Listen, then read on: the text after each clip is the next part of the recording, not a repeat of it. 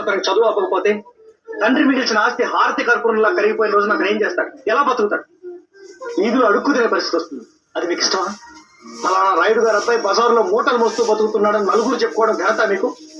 దొంగలు దోచుకోలేంది, నిప్పు కాల్చేయలేంది, నీరు ముంచేలేంది ఒక్కటే ఒకటండి, అది మనిషిని నేర్చుకున్న విద్య. ఆ విద్యను నేర్పడానికి, మీ వాళ్ళు నా విద్యను దూరం చేయడానికి నేను వాడిని కొట్టాను.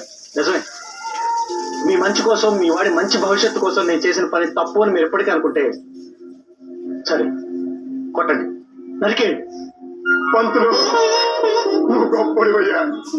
చెట్టనా ఎదురుకుండా నిలబడి నాకు మంచి మొక్కలు చెప్పిన మనిషి లేడయ్యా.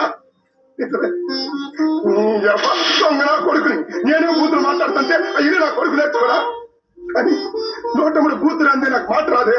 ఎట్లా చెప్పు పంతులు, ఇతని మందు చెప్పు. ఏ బలహీనతకైనా విగ్రహాన్ని మించిన మందు లేదండి.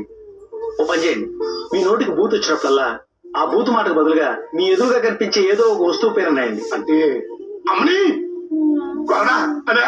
ఎగ్జాక్ట్లీ, ఇలా కొన్నాళ్ళు ప్రయత్నించండి, బూతులు మర్చిపోతారు. పంతులు, నీ నోట్టన సొట్ట మొక్క, నువ్వు మా కానుభావుడు. మా అదృష్టం కొద్ది మా ఊరు వచ్చావు. పంతులు, నా కొడుకు నీ చేతిలో పెడతానా. ఆడికి బాగా చదువు చెప్పి ఆడిని బుద్ధిమంతుడుగా చెప్పు జీవి. అట్ట చదువు చెప్పడానికి ఆడిని కొట్టుకో, కోసుకో, నేను ఏమి అంటూ చెప్పను. ఆ లోపల ఉన్నాడు, నువ్వు వెళ్ళి పంతులు వెళ్ళు. జతవనా కొబ్బరి చెట్లు అట్ట సోత్త నిలబడతానట్రా. పంతులు గారు 2 కొబ్బరి కూడా కొట్టండి, వెళ్ళి పంతులు.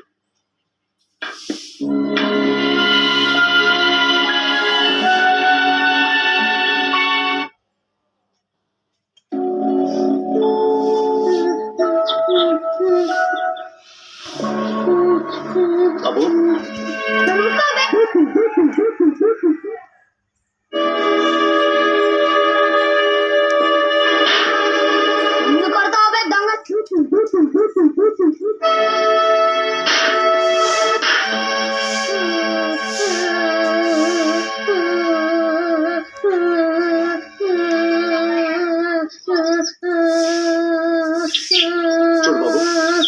నువ్వు చెడ్డ మాట మాట్లాడినప్పుడల్లా నీ చెంప చెడ్డుమంటుంది.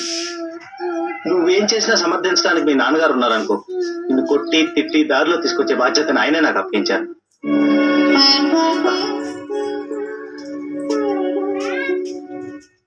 నువ్వంటే నాకు కోపం లేదు, రాదు కూడా. గురువుకు శిష్యుడు బిడ్డలాంటి వాడు. తప్పు చేస్తే తండ్రి కొట్టినట్టే గురువు కూడా కొడతాడు. రేపటి నుంచి నువ్వు నీ భాష మార్చుకోవాలి, బాగా చదువుకోవాలి. ఫలానా బుల్రాయుడు గారు శ్రద్ధగా చదువుకొని స్కూల్ ఫస్ట్ వచ్చారని ఊళ్ళో వాళ్ళందరూ నేను పొగిడే రోజు రావాలి. మరి ఏం చేస్తావు? ఆడుకుంటాను. సరే అయితే ఎలాగ ఆడుకుంటుందని. నాకు చాలా ఆటలు వచ్చి తెలుసా. ఇక నుంచి ఏ ఆట అయినా సరే మన ఇద్దరం పోటీ పడి ఆడదాం. నేను గెలిస్తే నేను నీకు 2 పాఠాలు నేర్పుతాను, నువ్వు అవి నేర్చుకోవాలి. నువ్వు గెలిస్తే నువ్వు నాకు 2 ఆటలు నేర్పు, నేను అవి నేర్చుకుంటాను. ప్రయత్నిస్తాను. నేను గెలిస్తే పాఠాలు నేర్చుకుంటావు మరి. సరే, ఏ ఆట? ఓకే. కిటికీ పోసా. అమ్మాయి, ఆ పంతులు గొప్ప తెలివైనడే. పిల్లలకి పాఠాలు చెప్పే పద్ధతి అంటే ఇది. కళాసులో కూర్చోబెట్టి బెత్తంతో బెదిరించి కాదు. నా బిడ్డను తప్పకుండా దారిలో పెట్టి తీరతారు చూడు ఆ మహానుభావుడు. కొత్త బంధువు గారు వస్తున్నారా? కది ఉన్నారే. తలా మొండని కాళ్ళు చెట్లు వేళ్ళు గోళ్ళు అన్ని యథాస్థానంలో ఉండగానే నాన్నగారు మాస్టరు, నాన్నగారు మాస్టర్. నాన్నగారు, నేను మీకు నాన్నగారు ఏమిటి మాస్టారు? నాకు 4 అన్నయ్యలు ఉన్నారు మాస్టర్.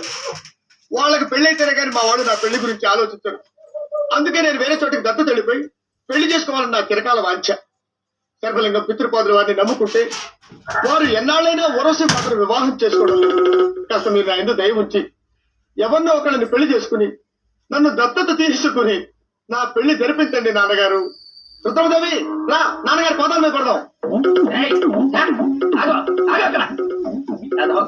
అయిపోయింది. ఎంతమంది నాన్నలు కావాలా నీకు? వదలు.